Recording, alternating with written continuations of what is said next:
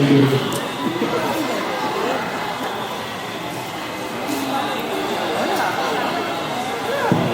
reminder sa mo sa mga tapos sa po mag-fish pa. Mati lang po sa napakita po ng maayos yung mga ginamit nilang tissue.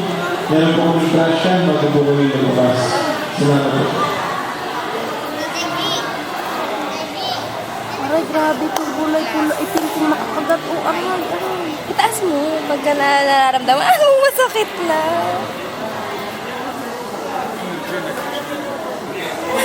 Akala ko kirang kaya mga.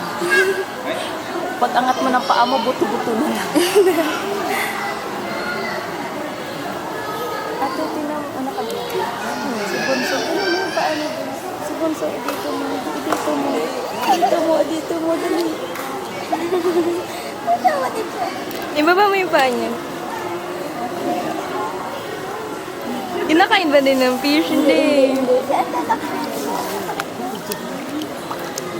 Nilala. Ano talaga yung paa niya? Ginaganyan-ganyan. Panood mo yung papa.